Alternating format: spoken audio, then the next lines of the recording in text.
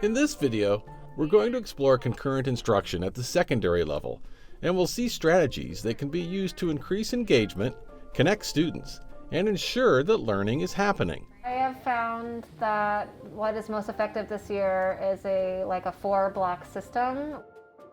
As you see this instructional progression, you might be making connections to the FCPS engagement model. This format that the teacher uses daily provides a regular routine for students. Having a consistent routine, I think, has been much more beneficial in this virtual world because it's very hard to explain things in a virtual world. I don't have the instantaneous nonverbal feedback that I'm used to. So if there is structure, if there are routines that are created that I only have to explain a couple of times and then they already know what to do, they know where to go, they know what to look, they know what's expected of them, then I can get to the content so much faster. Let's take a look at Mrs. Hansen's warm-up activity. What do you want to know about Hinduism and what do you want to know about Buddhism? Where did it originate? When? Who are the founders? The teacher interacts with both groups, those in school and at home. She echoes their responses so all students can hear each other's thinking. If we look closer, we see that she has very intentionally designed her warm-up to increase student engagement from the start. The teacher is using a virtual tool, Padlet, to ensure that all students have think time and an opportunity to share their ideas. She prompts with open-ended questions that require a unique response, with students connecting to their own prior experiences and knowledge of the topic. She follows up by asking individuals, at home and in person, to respond verbally, which helps build social interaction. These are all easy ways to increase engagement in any classroom setup. But why is a warm-up so important?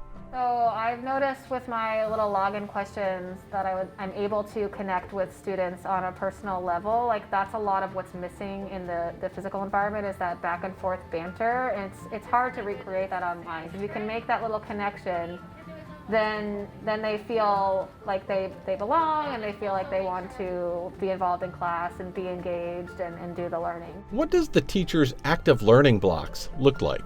It's usually about 20 minutes. Because that's the longest period of time where I can keep students engaged online and in the room.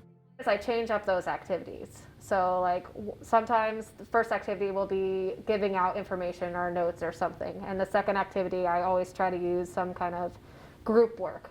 But I've switched it around too. And maybe the first activity is document analysis or a mini Q or a SHEG lesson or something. And then I have a break, a screen break, so I always remind them to get up, get a drink of water, or the bathroom, do what you need to do so that we can come back and focus in on our activity number 2. Teachers can use a lot of options for active learning. Having a variety of practices to choose from will create novelty. Opportunities for students to work together using shared documents or slides will increase social interaction. Using thinking routines and other open-ended options will encourage personal response. These are just a few ways of making a small chunk of active learning more engaging for students.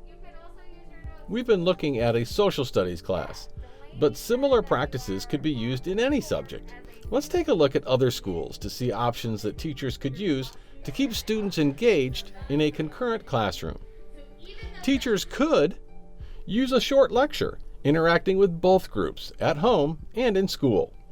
Or use an open dialogue where students are talking about the content. Well, that's what I was wondering. Like if we just brush our... Students could also explore individually using hands-on tools or taking part in a lab. Then sharing results with their peers at home. Or use virtual tools to provide student-to-student feedback.